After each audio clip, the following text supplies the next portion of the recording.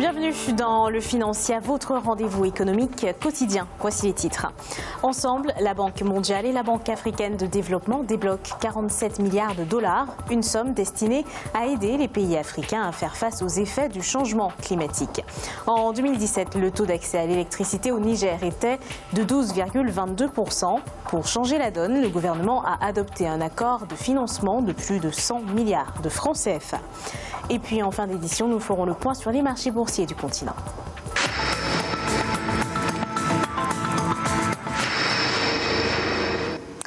Unies contre le changement climatique, la Banque mondiale et la Banque africaine de développement rassemblent leurs forces pour lutter contre le changement climatique. Elles vont octroyer 47 milliards de dollars au continent. Les précisions à ce propos de Cheikh Omar Bandaogo. Alors que le Kenya a abrité la première édition africaine du One Planet Summit, le sommet des Nations Unies pour l'environnement, des retombées sont déjà palpables pour le continent. Ensemble, la Banque mondiale et la Banque africaine de développement ont décidé de débloquer 47 milliards de dollars d'ici 2025 pour aider les pays africains à faire face aux effets du changement climatique. De ce montant, la BAD supportera à elle seule 25 milliards de dollars. La part de notre portefeuille dans la production d'énergie utilisant des énergies renouvelables entre 2013 et 2015 était de 59%, mais de 2015 à 2018, nous sommes passés de 95 à 100%. En fait, en 2017, nous avons réalisé 100% de nos investissements dans la production d'énergie. Tandis que la Banque mondiale dirigera son financement vers la lutte contre l'érosion côtière, la BAD se concentrera sur la production de l'énergie solaire, car ayant déjà investi dans d'autres types d'énergie. Nous avons investi dans l'éolien en tant que Banque africaine de développement, ici concernant le projet du lac Turkana, qui est la plus grande centrale éolienne d'Afrique. Mais nous avons également beaucoup investi dans la géothermie ici, dans la vallée du Rift, au Kenya, au Rwanda, et nous en avons une également en République démocratique du Congo, au Ruzizi, et également au Burundi. Ces financements peuvent être considérés comme venant à point nommé. En effet, de nombreux pays du continent, en particulier ceux de la côte, sont parmi les plus vulnérables aux effets du changement climatique, tels que l'élévation du niveau de la mer et la détérioration des récifs coralliens. La dette tunisienne pourrait atteindre 80% du PIB à la fin de l'année 2019.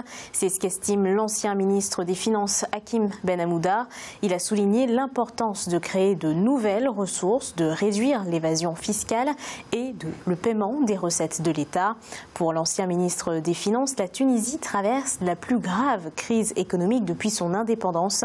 Le pays a besoin de mobiliser 2,5 milliards de dollars chaque année pour payer ses dettes. Faciliter l'accès à l'électricité, c'est dans cette optique que le gouvernement nigérien a adopté un accord de financement de plus de 100 milliards de francs CFA, un financement destiné au projet d'interconnexion en électricité entre le Niger, le Nigeria et le Burkina Faso. Ce financement vise à accroître l'accès à l'électricité et à augmenter les échanges entre ces trois pays. Marcel Farba-Maroun. Un accord de financement de plus de 100 milliards de francs CFA a été adopté vendredi 15 mars 2019 par le gouvernement nigérien. La convention signée depuis décembre 2018 entre le gouvernement nigérien et l'AID, Association internationale de développement, a pour but de financer un projet d'interconnexion en électricité entre le Niger, le Nigeria et le Burkina Faso. Objectif, accroître l'accès à l'électricité et les échanges entre ces trois pays. Donc, je pense que cet investissement va produire un impact. Il va sans doute pouvoir permettre d'améliorer l'accès à l'énergie. Mais aussi, au-delà de ça, nous voyons aussi l'intérêt économique de ces types d'investissements. Parce que, vous voyez, aujourd'hui, il y a beaucoup d'activités de production agricole, beaucoup d'investissements faits par des investisseurs nationaux qui sont réalisés un peu partout au niveau régional.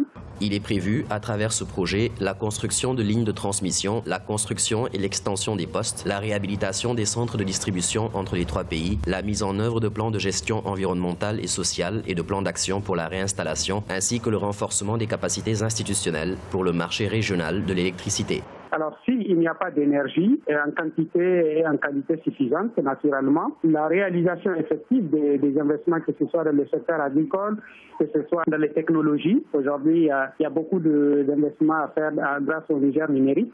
En octobre dernier, le gouvernement nigérien avait approuvé 2 projets visant à doter le Niger d'un instrument stratégique du développement du sous-secteur de l'électricité, avec pour objectif d'assurer le courant électrique pour tous et à un coût abordable à l'horizon 2035. 2 accords de financement pour résoudre la crise économique, une solution adoptée par le Soudan. Le pays a signé 2 accords de financement avec des fonds d'investissement arabes pour l'obtention de 300 millions de dollars. Ces fonds d'investissement sont le Fonds monétaire arabe et l'Arab Trade Financing Group.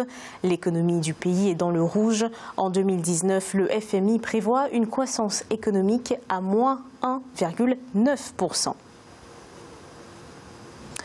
C'est une première en Côte d'Ivoire. Le Trésor public lance sa première banque en ligne. Elle se nomme e-Banque Trésor et permettra à l'Agence comptable centrale des dépôts du Trésor d'offrir des services bancaires sécurisés à sa clientèle via Internet.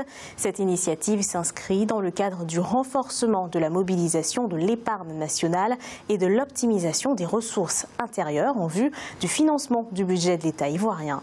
Écoutons les propos de la Direction générale du Trésor public de Côte d'Ivoire. À partir d'Internet et quel que soit le support utilisé, e-Banque Trésor permettra aux Ivoiriens d'avoir accès à leur compte et d'effectuer les opérations telles que la demande de relevé de compte, l'édition du relevé de compte, la consultation des mouvements effectués sur une période, la demande de statistiques de fonctionnement du compte, la demande de chéquier, la demande d'ouverture de compte et la demande de fermeture de compte. e-Banque Trésor va contribuer aussi à faciliter la souscription en ligne aux emprunts et aux bons de trésor, le transfert de fonds entre ces comptes et de fonds entre les comptes de clients différents, ainsi que la possibilité de donner des instructions permanentes. Il est à présent l'heure de faire le point sur les marchés boursiers du continent. En Afrique australe et océan Indien, la bourse de Maurice était en hausse de 0,05%. L'indice All-Share de Johannesburg était en augmentation de 0,45%. L'indice de Nairobi enregistrait une hausse de 1,32% et l'indice du Botswana était stable.